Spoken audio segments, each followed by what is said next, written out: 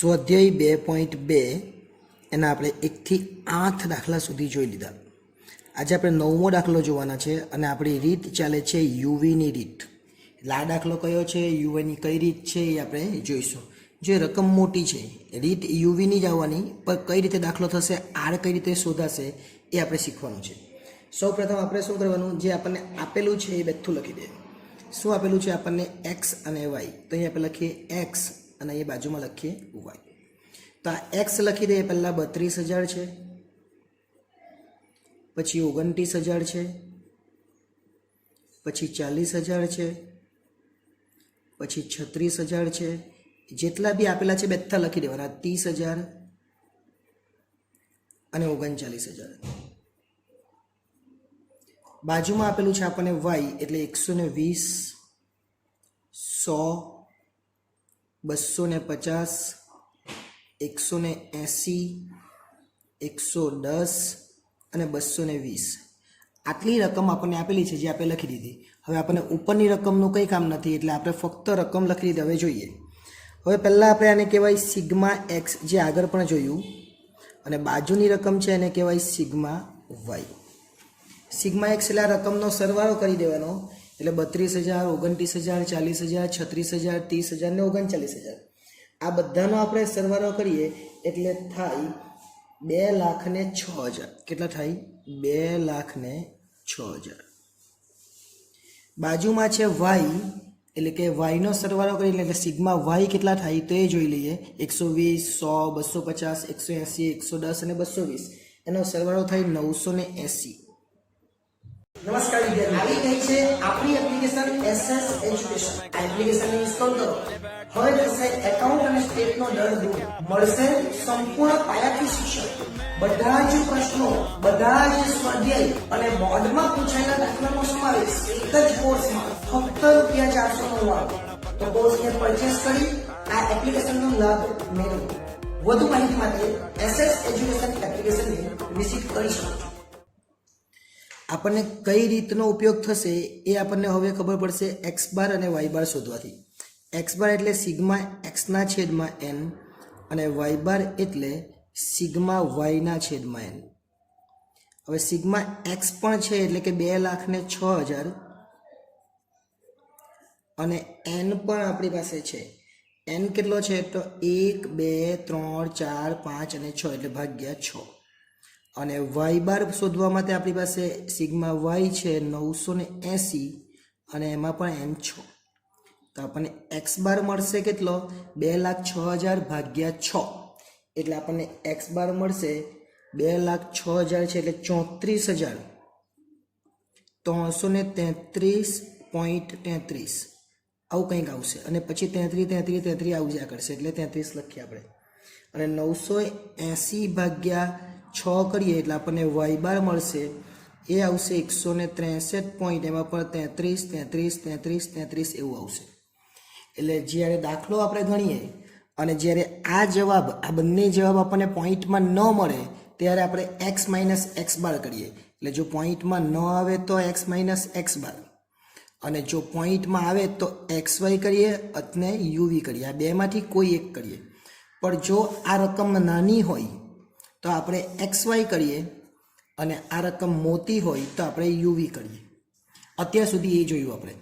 પરંતુ યુવીમાં પણ હવે આગળ ચાલીએ. યુવીમાં પણ હવે 3 0 છે. અહીંયા 3 0 છે, 3 0 છે, 3 0 અને 4 0 છે. બધામાં 3 0 તો છે જ. જો એનો મતલબ કે 3 0 એટલે આ દરેક સંખ્યાને આપણે 1000 વડે ભાગી શકીએ. એટલે જે એક્સ વાળી સંખ્યા છે એને આપણે કેટલા વડે ભાગી શકીએ? 1000 વડે. આ બધામાં એક 0 તો છે જ કોમન. જો એમ અમુકમાં 2 પણ છે પણ બધામાં એક તો 0 છે જ. એટલે જે વાય વાળી સંખ્યા છે એને આપણે 10 વડે ભાગી શકીએ. એટલે એક્સ વાળીને આપણે 1000 વડે અને વાય વાળીને આપણે 10 વડે ભાગી શકીએ. એટલે આપણે એ રીતના આપણે બાજુમાં યુ અને વી શોધવાનો છે. તો યુ શોધવા માટે આપણે લખવું પડે યુ બરાબર એક્સ માઇનસ એ અને છેદમાં 1000. કેમ કે દરેક સંખ્યા જે છે એને 1000 વડે આપણે ભાગી શકીએ એમ છે. અને વી બરાબર વાય માઇનસ બી છેદમાં 10. પણ સવાલ હવે એ આવે કે આપણે એ શું ધરવાનું અને બી શું ધરવાનું. તો અહીંયા એ ધારી લઈએ અને અહીંયા બી ધારી લઈએ. જે ધારવું હોય તે આપણે ધારી શકીએ. નજીકનો કોઈ આંકડો ધારવાનો એ આપણે ધારી શકીએ. તો શું ધારીએ આપણે? હવે તો એ બધામાંથી તો નીકળી જવાનું. તો આપણે એ અને બી બહુ ઇઝીલી ધારી શકીએ અને એકદમ જ નાનો આંકડો ધારવાનો. તો શું ધારી શકીએ કે જવાબ આપણે એકદમ સરળતાથી લાવી શકીએ? તો આપણે ધારો કે એને 30,000 ધારીએ તો પછી અહીંયા 1,000 લખવાની જરૂર નથી. 1,000 લખવાની જરૂર નથી. અને જો તમે 30,000 જ ધારી દો તો કોઈ પ્રોબ્લેમ આવે જ નહીં. પણ આપણે એક એવી રકમ ધારવાની જેથી કરીને આપણે દાખલો ગણવાની સરળતા રહે. હવે અહીંયા 32 છે, 29 છે, 40 છે, 36 છે, 30 છે ને 39 છે. એટલું જ છે એવું આપણે સમજીશું. એટલે આપણે રકમ ધારીશું આ બધાની નજીકની. સમજો આપણે એ બરાબર ધારીએ ફક્ત ને ફક્ત 30. હવે અહીંયા આપણી પાસે વધેલા છે 12, 10, 25, 18, 11 ને 22. કેમ કે એ બધી રકમને આપણે 10 વડે ભાગી કરવાના. એટલે હવે અહીંયા 12 જ વધેલા કહેવાય, 120 નથી. કેમ કે છેલ્લો જીરો તો આપણે નીકળી ગયો 10 વડે ભાગ્યા, તો 12 વધેલા છે. તો એમાં આપણે શું ધારી શકીએ? તો અહીંયા આપણે ધારીએ 10. હવે એવું નથી કે 30 ને 10 જ ધારી શકો, તમે જે ધારવું હોય એ ધારી શકો. એટલે અહીંયા હું લખી દઉં એ બરાબર કેટલા? તો 30. એ બરાબર કેટલા? 30. અને બી બરાબર કેટલા? તો બી બરાબર 10. આવું પણ આપણે લખી શકીએ. એટલે આ રીતના આપણે કરીએ તો દાખલો બહુ સરળતાથી અને એકદમ ઇઝીલી થઈ જાય. અને એવું નહીં કરવું હોય તમારે તો અહીંયા તમે 30,000 પર ધારી શકો અને અહીંયા તમે 100 પર ધારી શકો. 30,000 ધારો તો પણ ચાલે અને 100 ધારો તો પણ ચાલે. એટલે જો કેવી રીતના, જો મેં 30,000 ધારીને કરું, જો એ 30,000 કરી નાખું અને અહીંયા 100 કરી નાખું તો પણ કોઈ પ્રોબ્લેમ નથી થવાની. તો પણ દાખલો સેમ જ આવે. અને 30 ધારે અને 10 ધારે તો પણ દાખલાનો જવાબ સેમ જ આવવાનો છે. કેમ કે જ્યારે 30 ધારવામાં આવે ત્યારે યુ કેટલો લખવાનો? યુ બરાબર એક્સ એક્સના છેદમાં 1,000 અને આ એ છે એને સાઈડ પર લખવાનો. અહીંયા આ રીતના એને બાજુમાં લખવાનો. અને જ્યારે આપણે આ રીતે લખીએ ત્યારે 30,000 ધારે, એટલે 30,000 એટલે જો 34 છે, 30 ધાર્યા, 160, 100 ધાર્યા. તો એ રીતે આપણે કરી નાખીએ. જો હવે કેવી રીતના કરવાની જોજો. 32 માંથી 30 જાય તો કેટલા વધ્યા? 2,000. અને 2,000 ભાગ્યા 1,000 એટલે કેટલા આવે? 2. છે કેટલું સરળ. જો ફરીથી સાંભળજો. 32,000 માંથી 30,000 જાય તો કેટલા આવે? 2,000. અને 2,000 ભાગ્યા 1,000 એટલે 2. 29 માંથી 30 જાય તો 1,000 વધે અને 1,000 ભાગ્યા 1,000 એટલે -1 આવે. કેમ કે -1,000 વધવાના. 40,000 માંથી 30,000 જાય તો કેટલા વધે? 10,000. અને 10,000 ભાગ્યા 1,000 એટલે કેટલા આવવાના? 10. 36,000 માંથી 30,000 બાદ કરો તો કેટલા આવે? 6,000. 6,000 ભાગ્યા 1,000 એટલે કેટલા આવે? 6. 30,000 માંથી 30,000 બાદ કરો તો 0 વધે અને 0 ભાગ્યા 1,000 એટલે 0. 39 માંથી 30 જાય તો 9,000 અને 9,000 ભાગ્યા 1,000 એટલે 9. જો આ રીતે કરે તો પણ એકદમ સરળતાથી કરાય. એટલે તમે એવું નથી ધારવાનું કે 30 ને 10 ધારો. તમે આ રીતે ધારો તો પણ વાંધો આવે નહીં. અને અહીંયા 34ની જગ્યાએ 35,000 ધાર્યા તો પણ ચાલે. અને અહીંયા 160 છે તો 150 ધારે તો પણ ચાલે. પણ મેં રાઉન્ડ ફિગર ધાર્યું જેથી કરીને આપણને મજા આવે દાખલો ગણવાની. બરાબર? ચાલો આગળ ચાલીએ. આનો સરવાળો કરી દેવાનો અને સિગ્મા યુ કહેવાય. તો 2, 10, 12, 12 ને 6, 18, 18 ને 9, 27, 27 માંથી 1 જાય તો 26. એટલે અહીંયા લખી દઈએ આપણે 26. ચલો હવે વી ની વાત કરીએ. વીમાં શું કરવાનું? તો 120 માંથી 100 જાય તો કેટલા વધે? કેમ કે આ વાય છે અને આ 100 બી છે એટલે 120 માંથી 100 જાય તો 20 વધે. 20 ભાગ્યા 10 એટલે 2. જો બે એકદમ સરળ રીતે આવી જાય એવું છે. 100 માંથી 100 જાય તો 0 એટલે 0 જ આવવાનો. 250 માંથી 100 જાય તો 150 વધે અને 150 ભાગ્યા 10 એટલે 15. 180 માંથી 100 જાય તો કેટલા વધે? 80 અને 80 ભાગ્યા 10 એટલે 8. 110 માંથી 100 જાય તો 10 વધે અને 10 ભાગ્યા 10 એટલે 1. 220 માંથી 100 જાય તો 120 વધે અને 120 ભાગ્યા 10 એટલે 12. બધાનો સરવાળો કરી દે. 2, 2 ને 8 10, 10 ને 15 25, 25 ને 26, 26 ને 2 28, 28 ને 10 38. એટલે અહીંયા લખીશું 38.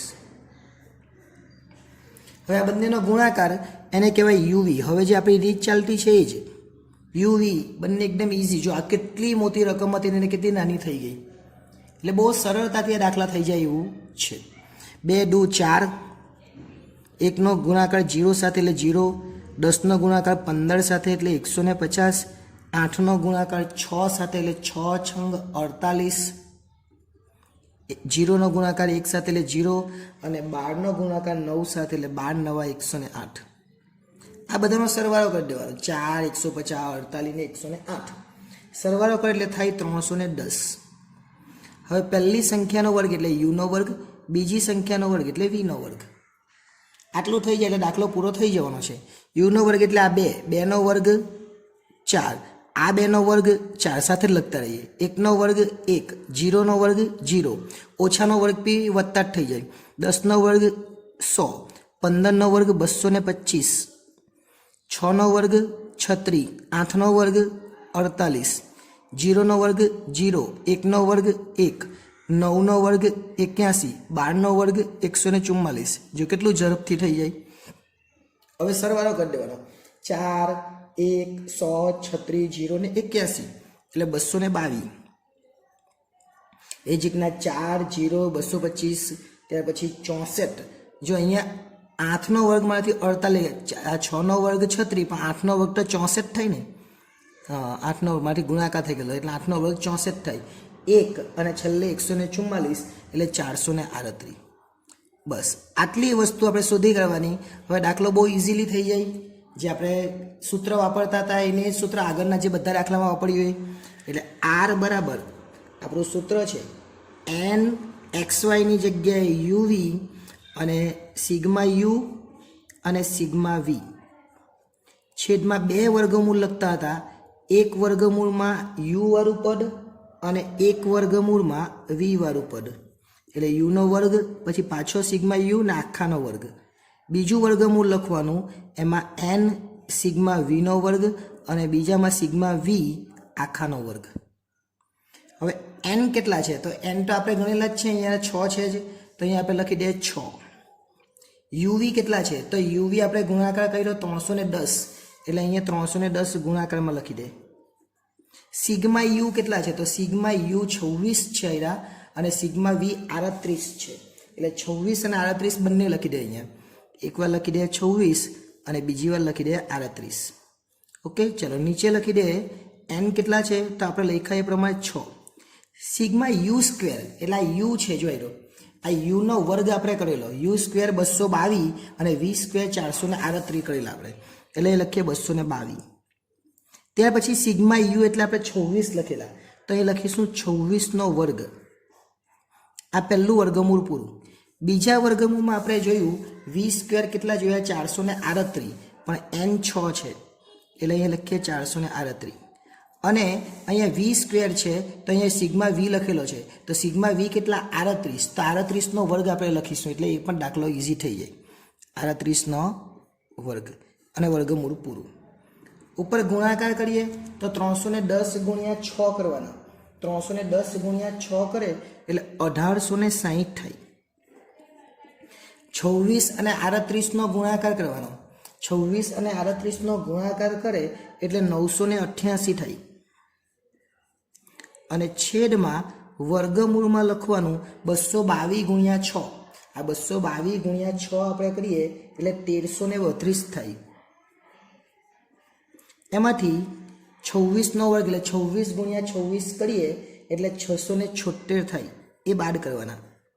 બીજા વર્ગમૂળની વાત કરીએ તો 438 ગુણ્યા 6 કરીએ આપણે એટલે 2628 એટલે 2628 થાય.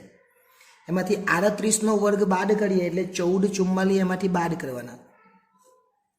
ચલો ઉપર 1860 માંથી 988 બાદ કરીએ એટલે 872 આવે. નીચે વર્ગમૂળમાં 1332 માંથી 676 બાદ કરીએ એટલે 656 આવે. અને 2628 માંથી 1444 બાદ કરીએ એટલે 1184 આવે. આ બંનેનું વર્ગમૂળ કરવાનું અને ગુણાકાર કરવાનો, અથવા બંનેનું વર્ગમૂળ કરીને ગુણાકાર નહીં કરવો હોય તો પહેલાં બંનેનો ગુણાકાર કરી દેવાનો. એટલે ઉપર 872 છે બેઠા જ લખવાના અને નીચે વર્ગમૂળમાં આ બંનેનો ગુણાકાર 656 ગુણ્યા 1184 એટલે 7,76,704. અને લખવું હોય તો આ રીતે લખાય 77,67,04 અને એનું વર્ગમૂળ કાઢી લેવાનું એટલે 872ના છેદમાં આનું વર્ગમૂળ 7,76,704નું વર્ગમૂળ 881 આવે, પરંતુ જેટલા પોઈન્ટ એ બધા લખી દેવાના, 4 જ પોઈન્ટ આવે 30 ને 81 એ લખી જ દેવાના. એટલે આપણો જવાબ છેલ્લો આવે 0.9894. પણ આપણને તો બે જ આંકડા જોઈએ, એટલે આ છેલ્લા બે આંકડા જોઈ લેવાના, એ 50થી વધારે હોય, એટલે કે 9 જે છે એ 5થી વધારે છે, એટલે આપણે આગળનામાં 8ની અંદર 9 ઉમેરી દેવાના, એટલે 0.99 આપણો જવાબ આવે. અને 0.99 એ પ્લસ આવ્યો, એટલે આને કહેવાય અંશતઃ ધન સહસંબંધ. કેવો સહસંબંધ? ધન સહસંબંધ. અને એક પૂરેપૂરા આવે તો સંપૂર્ણ ધન, -1 આવે તો સંપૂર્ણ ઋણ, અને માઇનસમાં કોઈ જવાબ આવે પોઈન્ટમાં તો આંશિક ઋણ એવું કહેવાય. એટલે આ દાખલો પર બહુ સરળ હતો, પરંતુ ફક્ત એક જ વસ્તુ શીખવાની હતી કે મારે 30 લેવાના કે 30,000 લેવાના. મારે 30,000 લેવું હોય તો પણ લેવાય, અને 30 લેવું હોય તો પણ લેવાય. 30 લેવું હોય તો આ રીતે દાખલો કરવો પડે, અને 30,000 લેવું હોય, જો ફરીથી બતાવી દઉં, 30,000 લેવું હોય તો જોઈ લીધું, પણ 30 લેવું હોય તો x/1000 -30, ચલો આપણે આવું લઈએ, અને x કેટલા છે? 32,000, તો 32,000 ભાગ્યા 1,000 -30, એટલે 32માંથી 3 જાય તો કેટલા વધે? 32, 32 - 30 એટલે કેટલા? 2. જો એમાં પણ 2 જ આવે, એટલે આવું કરે તો પણ ચાલે, પણ આવું કરવા કરતાં આ એકદમ ઇઝી છે. 34ની નજીક 30,000 રાઉન્ડ ફિગર અને 163ની નજીક 100 રાઉન્ડ ફિગર ધારી લેવાનું. 200 નહીં ધાર્યા મેં, 200 ધારે તો બધું માઇનસમાં આવતે, એટલે નહીં કહ્યું. બાકી 200 ધારે તો પણ જવાબ આવે છે, ને અહીંયા 35,000 ધારે તો પણ જવાબ આવવાનો જ છે. એટલે બહુ અગત્યનો દાખલો છે, ને વધારે સમય એટલા માટે જ લીધો કારણ કે આ દાખલો શીખી જવાય તો આગળના દાખલામાં જે 5-5 માર્ક્સના બોર્ડમાં દાખલા પૂછવાના, એમાં કોઈ પણ જાતની મુશ્કેલી થાય નહીં. નેક્સ્ટ ટાઈમ જ્યારે મળીશું ત્યારે જે બીજા દાખલાઓ છે એના વિશે અભ્યાસ કરીશું. આભાર.